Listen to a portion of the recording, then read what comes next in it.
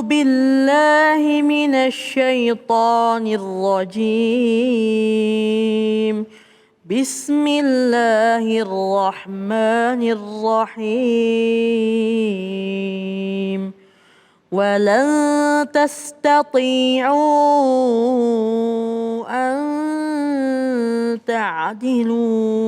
أن تعدلوا بين النساء ولو حرصتم فلا تميلوا كل الميل فتذروها كالمعلقة. وإن تصلحوا وتتقوا فإن الله كان غفورا رحيما. صدق الله العظيم. Bismillahirrahmanirrahim. Allahumma salli ala Sayyidina Muhammad wa ala ali Sayyidina Muhammad. Assalamualaikum warahmatullahi wabarakatuh.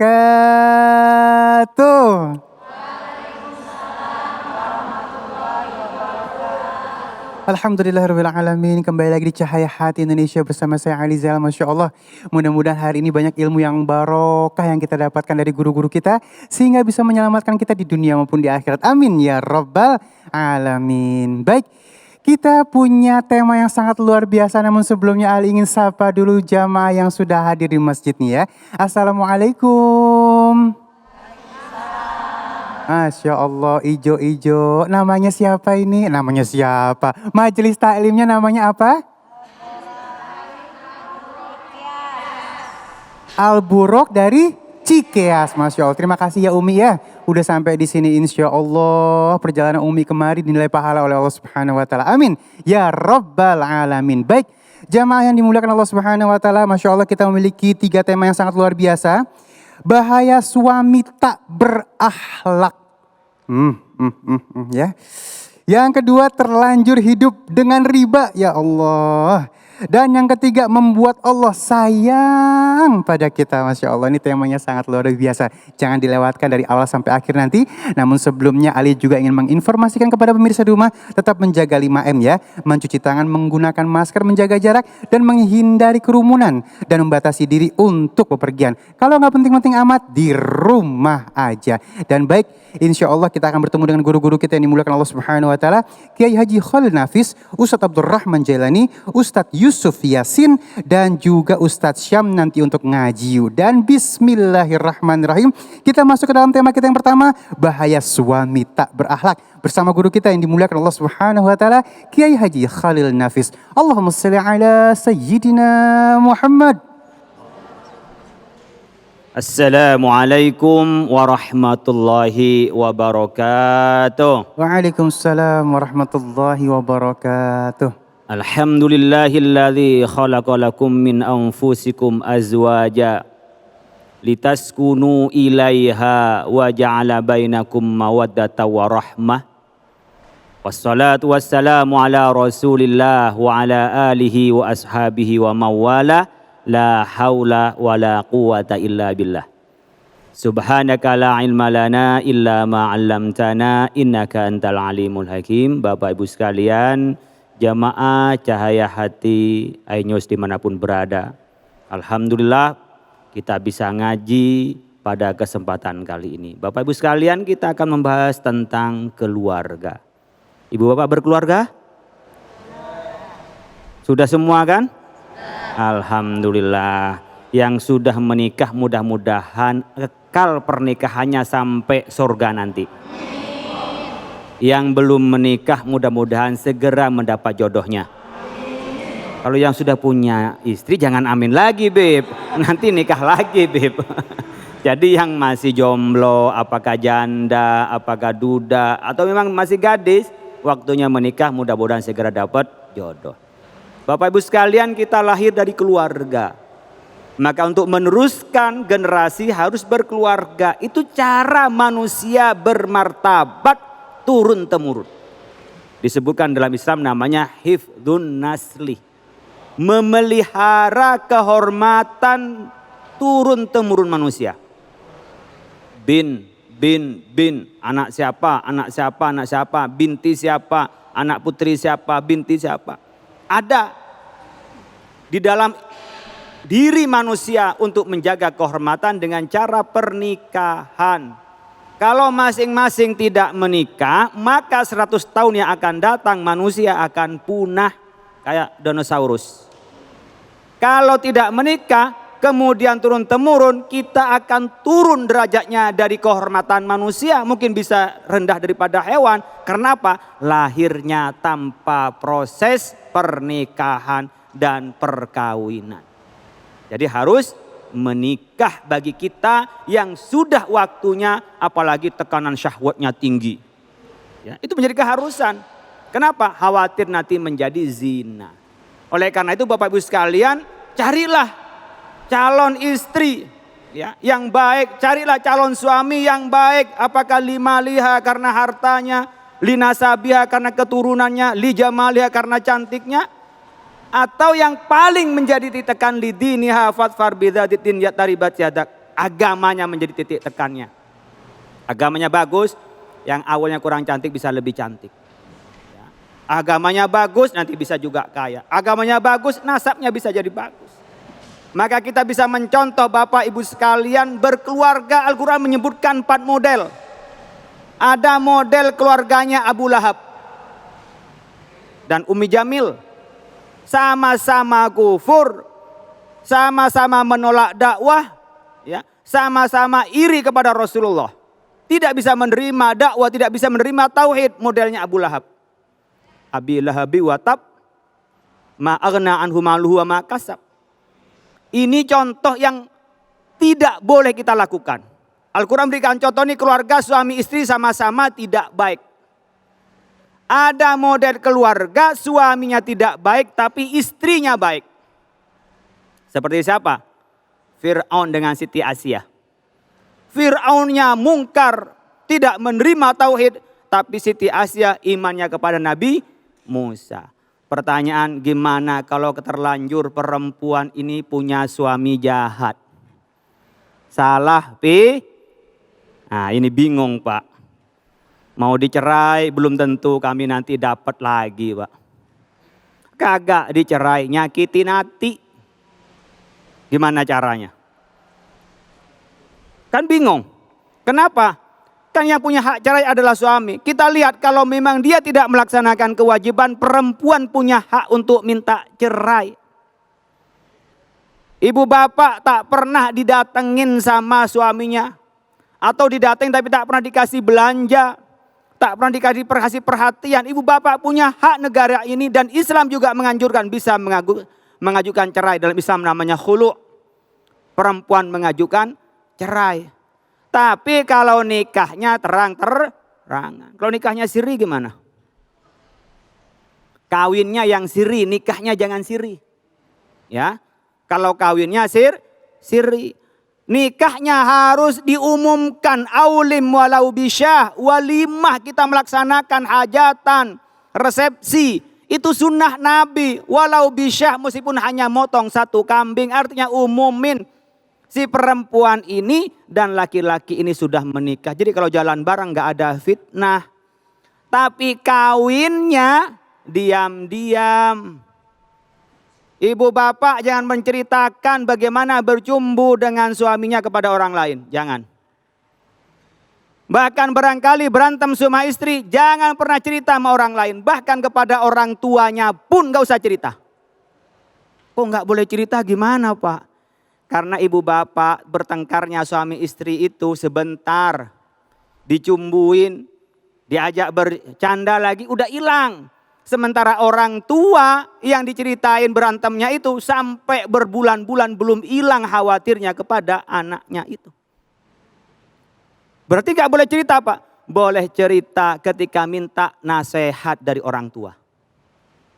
Tapi tidak untuk mengadu kepada orang tua. Selagi masih bisa diselesaikan sendiri, selesaikan sendiri. Apalagi urusan di dalam diceritakan ke publik. Yang tidak boleh memuaskan nafsu, tidak melalui ikatan pernikahan. atau memuaskan nafsu bukan pada tempatnya. Saya nggak mau cerita lebih jauh, nggak enak ini. Ya, nggak boleh. Jadi ibu bapak boleh bercumbu tapi tetap di tempat itu saja permainannya. Nggak boleh pindah ke belakangnya. Ya. Kenapa? Ke belakangnya sudah diharamkan meskipun kepada istrinya sendiri. Sama ibu bapak sekalian, boleh bercumbu saat haid, boleh Pak, boleh bermesraan, boleh. Tapi jangan sampai mendatangin yang satu lagi kotor itu.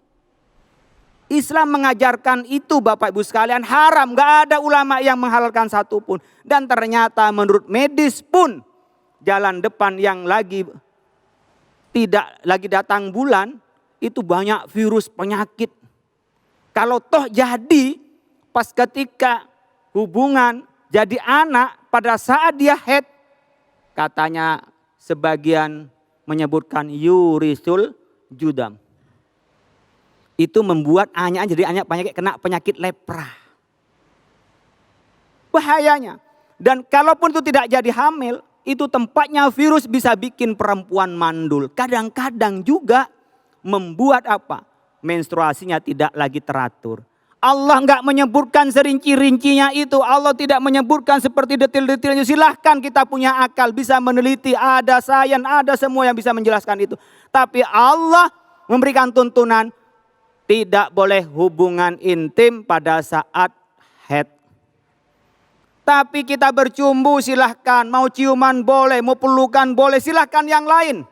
Tapi nggak boleh yang satu.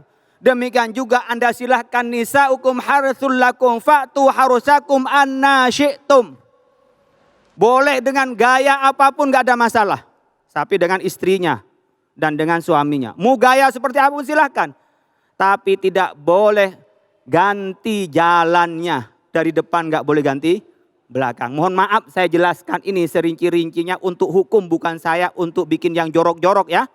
Biar paham aja. Karena banyak orang yang melakukan penyimpangan. Enggak puas dengan tuntunan Allah. Itu yang menjadi kebaikan. Tapi malah kepada yang lain, kepada yang lain. Nah, permainan itu yang ibu bapak sekalian lakukan tidak boleh diceritakan kepada orang lain. Maka disebutkan oleh Al-Quran, hunna libasul lakum wa antum libasul lahunna. Ya, mereka ini hunna perempuan libasul lakum, pakaian bagi kalian suami. Wa hunna libasul lakum wa antum, sedangkan Anda suami libasul lahunna, menjadi pakaian bagi perempuan. Ibu bapak sekarang pakainya apa ini warna jilbabnya? Udah lunas belum nyicilnya? Alhamdulillah. Bajunya apa? Putih. Udah lunas juga? Jangan-jangan nambah lagi seragamnya. Biasanya kan majelis taklim banyak seragamnya kan. Satu belum lunas sudah seragam lagi gitu ya. Ibu bapak kira-kira sekarang cantik pakai seragam. Karena apa? Pakai pakaian. Pakaian itu identitas. Tapi lebih dari itu pakaian adalah menutup aurat. Menutup aurat itu apa? Aib.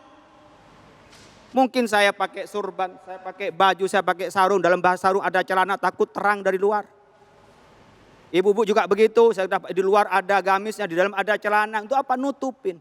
Biar nggak kelihatan aibnya. Coba ibu bapak sekalian ini datang ke sini nggak pakai pakaian.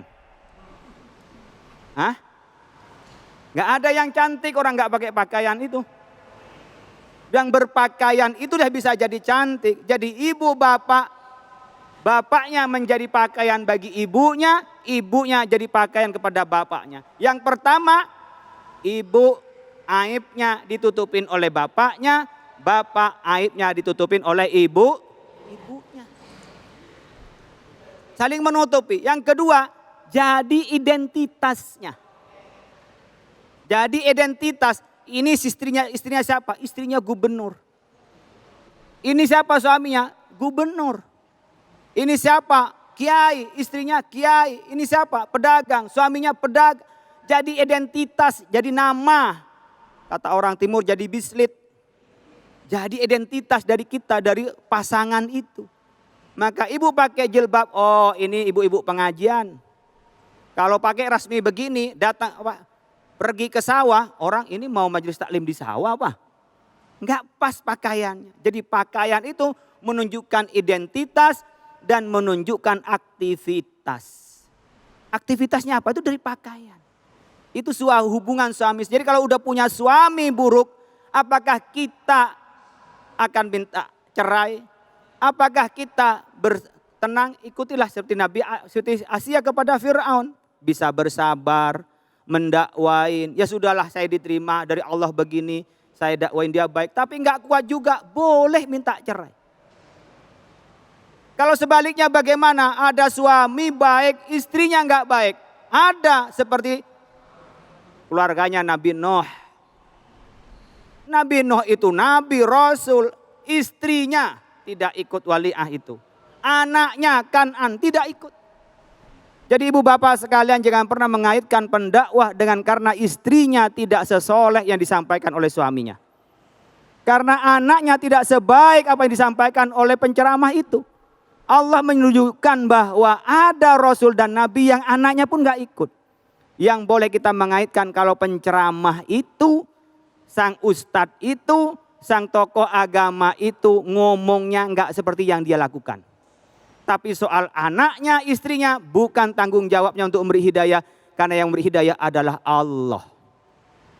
Kita ingin keluarga seperti keluarga Nabi Muhammad dengan Siti Khadijah Al-Kubra. Saling mencintai. Nabi tidak poligami sampai Siti Khadijah itu wafat. Atau keluarganya seperti keluarganya Nabi Ibrahim.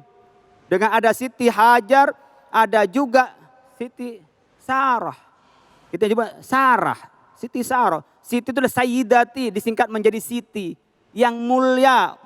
Karena kita enggak tega nyebut langsung Sarah atau Hajar. Maka itu Siti, Sayyidati. Poligami enggak apa-apa. Boleh Pak poligami? Boleh. Ya, Beb. Berani Beb? Enggak berani, itu soal berani. Kalau bolehnya boleh. Tapi bagi orang yang bisa berbuat adil. Fa'in khiftum alla ta'dilu fawahid. Kalau sekiranya enggak mampu adil, satu saja. Maunya mau sih, setiap laki-laki mau poligami bu. Enggak ada laki-laki yang enggak mau poligami. Tapi kemauan kalah dengan rasa takutnya seperti saya. Saya enggak nyebut Habib Ali, udah pasti kan. Saya juga gitu maksud saya. Nah, takut apa? Takut tidak adil di hadapan Allah. Takut. Takut juga diomelin mertua. Takut juga diomelin anak-anak. Takut bagian dari takut daripada kita menyisakan masalah, ya sudah tidak poligami. Kalau mau poligami silahkan, itu emergency exit. Bagi orang yang butuh nikah lagi silahkan. Islam gak pernah melarang. Ada orang yang melarang poligami sama sekali, itu tidak baik. Karena Islam perbolehkan. Ada orang yang menganjurkan poligami sepenuhnya. Itu juga tidak baik. Poligami itu dilakukan Bapak Ibu sekalian. Sekiranya diri memang satu tidak cukup. Kebutuhan untuk menambah, ada suatu hal yang terjadi dalam keluarganya, tapi pastikan dalam diri bisa berbuat adil. Tapi kalau nggak bisa berbuat adil, satu saja. Biar apa? Nanti hisapnya di hadapan Allah berat. Yang kedua, di dunia pun kita bingung ke kanan ke kiri. Satu, marah istri tua, lari ke istri muda. Marahin juga, artinya apa? Akhirnya tidak tidur di istri muda, tidak tidur di istri tua, tidurnya tidur di masjid. Masya Allah. Makasih, mudah-mudahan bermanfaat Bapak Ibu sekalian dan keluarga kita menjadi keluarga sakinah mawaddah. Kurang lebih mohon maaf, wallahul muwaffiq ila aqwamit thoriq. Assalamualaikum warahmatullahi wabarakatuh. Waalaikumsalam warahmatullahi wabarakatuh. Masya Allah, terima kasih ilmunya guru yang dimuliakan Allah Subhanahu wa taala, Kiai Haji Khalil Nafis. Masya Allah nikmat sekali ya. Dan baik, jamaah yang dimuliakan Allah Subhanahu wa taala, kita akan membahas tema yang selanjutnya ini ya. Terlanjur hidup dengan riba. Waduh, gimana jalan keluarnya? Nanti insya Allah akan disikapi oleh guru kita Al-Ustadz Abdurrahman Jailani. Jangan kemana-mana, tetap bersama kami di Cahaya Hati Indonesia.